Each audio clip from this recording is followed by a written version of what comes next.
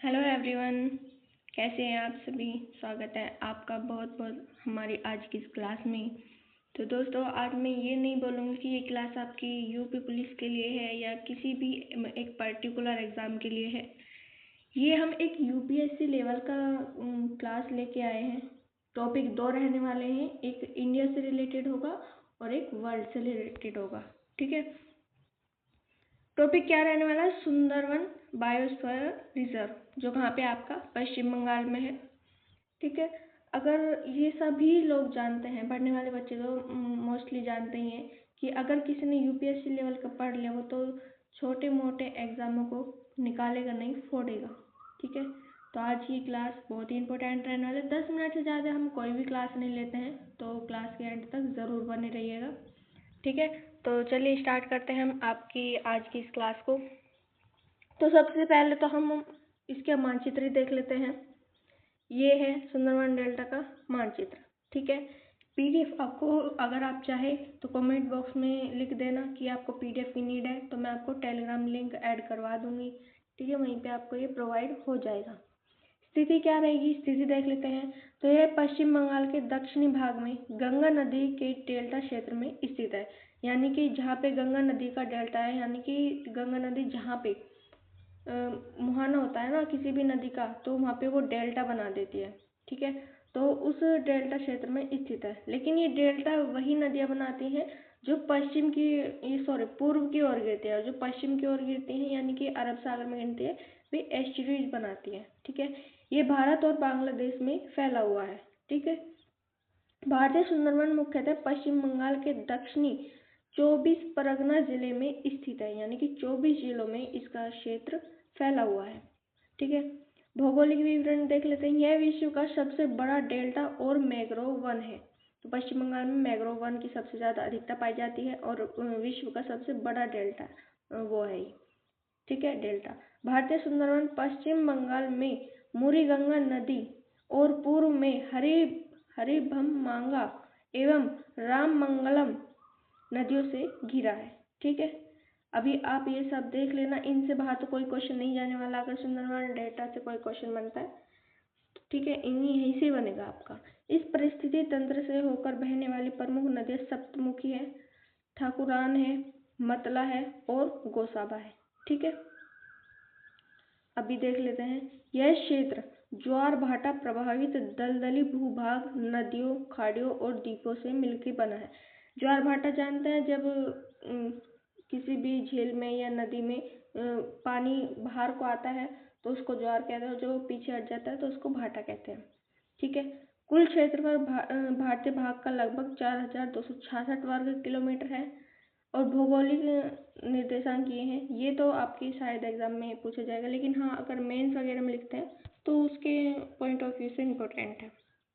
महत्व देख लेते हैं, क्या महत्व है इसका। यह क्षेत्र जैव विविधता की दृष्टि से अत्यंत समृद्ध है। यानी कि जैव विविधता के अगर दृष्टि से देखा जाए, जैसे कि बायोस्फीयर रिजर्व हो गया वहाँ पे। ठीक है, जो कुछ भी आता है आपका जैव विविधता, उसमें वो सभी यहाँ पे पाए जाते हैं। यह बंगाल टाइगर का प्रमुख प्राकृतिक आवास है। ठीक है, यानी कि यहाँ पे बंगाल टाइगर की अधिकता पाई जाती है। यह तटीय सुरक्षा प्रदान करता है तथा चक्रवात और सुनामी से सुरक्षा करता है। यानी कि जब किसी नदी या किसी समुद्र के किनारे पे पेड़ लगे होंगे, खूब सारे पौधे लगे हुए होंगे, तो वहाँ पे चक्रवात और बाढ़ वगैरह आने की संभावना बहुत कम रहती है। ठीक है, यह तटीय सुरक्षा प्रदान करता है तथा चक्रवात और सुनामी से भी सुरक्षा करता है। सॉरी, यह स्थानीय लोगों की आजीविका का आधार है। जैसे कि यहाँ पे मत्स्य पालन हो जाता है, मधुमक्खी पालन हो जाता है, केकड़ा पालन हो जाता है। वैज्ञानिक अनुसंधान और शिक्षा के लिए अत्यंत महत्वपूर्ण क्षेत्र है यह क्षेत्र कार्बन अवशोषण में भी महत्वपूर्ण भूमिका निभाता है। ठीक है, तो अभी हम इसके संरक्षण संबंधी तथ्य देख लेते हैं। 1973 में सुंदरवन टाइगर रिजर्व की क्षेत्र की कोर एरिया घोषित किया गया था। ठीक है, और 1977 में वन्य जीव अभ्यारण्य घोषित किया गया। 1973 में क्या घोषित किया गया? Tiger reserve. और 1977 में वन्य जीव अभ्यारण्य। 4 मई 1984 को राष्ट्रीय उद्यान घोषित कर दिया गया। ठीक है, और 1989 में यूनेस्को द्वारा इसे बायोस्फीयर रिजर्व में शामिल कर लिया गया। 2001 में यूनेस्को द्वारा विश्व धरोहर स्थल में शामिल कर लिया गया। यह प्रोजेक्ट टाइगर के अंतर्गत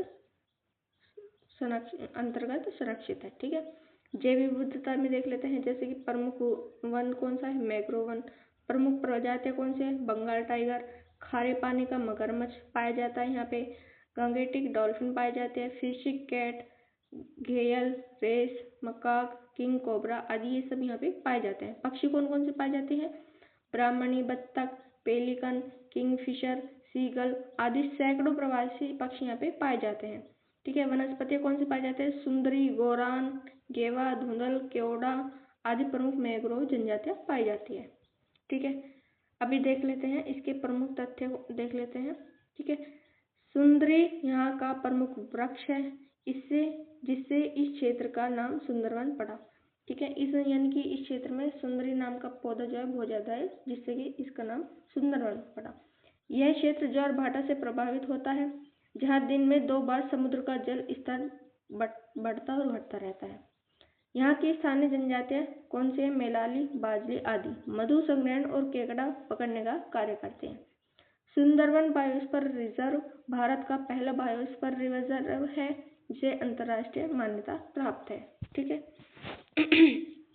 तो दोस्तों आज की हम ये क्लास यहीं पे एंड करते हैं, क्योंकि हर डेली हम ऐसा ही टॉपिक लेके आने वाले हैं। एक वर्ल्ड से रिलेटेड होगा और एक इंडिया से रिलेटेड होगा। जैसे कि आपका ये अभी भारत में और हम अभी विश्व के बीच, जैसे कि झील नदियाँ या उनसे रिलेटेड ऐसे जो भी टॉपिक रहने वाले हैं, उन सभी के बारे में फुल डिटेल वाले वीडियोस लेके आने वाले हैं।